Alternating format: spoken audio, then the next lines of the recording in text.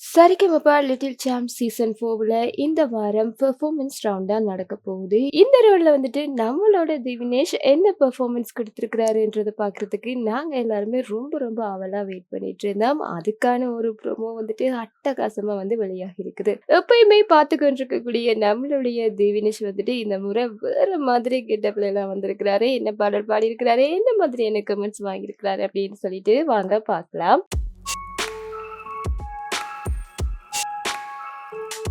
இந்த வாரம் நடக்கக்கூடிய பெர்ஃபார்மன்ஸ் ரவுண்ட்ல வந்துட்டு நம்மளோட திவினேஷ் சூப்பரான ஒரு பாடலை எடுத்து வந்து பாடி அசத்தி இருக்கிறாரு. என்ன பாடல் அப்படின்னு சொன்னா, படகோட்டி திரைப்படத்துல இருந்து சூப்பரான ஒரு பாடல். எம்எஸ்வி அவர்கள் இசையமைத்து டிஎம்எஸ் அவர்கள் பாடின ஒரு அற்புதமான பாடல் அப்படின்னு சொல்லி சொல்லலாம். அந்த படத்தோட பேருக்கேத்த ஒரு முக்கியமான பாடல் என்ன பாடல் அப்படின்னு சொன்னா, தரைமேல் புறக்க வைத்தான் எங்களை தண்ணீரில் பிழைக்க வைத்தான் என்ற பாடல் தான். அவ்வளவு சூப்பரா வந்துட்டு ஒரு மீனவருடைய வாழ்க்கையை வந்து படம் பிடித்து காட்டக்கூடிய மாதிரியான இந்த ஒரு பாடலை இந்த படத்துக்கு இந்த பாட்டுக்கு ஏத்த மாதிரி சூப்பரா ரெடியாகி வந்திருக்கிறாரு நம்மளோட திவினேஷ். பார்க்கும்போது அப்படியே ஒரு மீனவனை பார்க்குற மாதிரி தான் இருக்கு. அந்த பாட்டுல இருக்கக்கூடிய அவ்வளவு வரிகளையுமே அவ்வளவு உணர்ச்சி பூர்வமா வந்து பாடியிருப்பாரு நம்மளுடைய திவினேஷ். எப்ப திவினேஷ் பாடினாலுமே வந்துட்டு திவினேஷ்ல இருக்கக்கூடிய அந்த ஃபீல் வந்து வேறு லெவல்ல இருக்கும். அந்த ஃபீலை நமக்குள்ளயுமே கடத்திட்டு போயிடுவாரு திவினேஷ். இந்த பாடல்லையுமே வந்துட்டு அவரு வாழ்ந்திருக்கிறாரு, நம்மளையும் வாழ வச்சிருக்காரு அப்படின்னு தான் சொல்லணும்.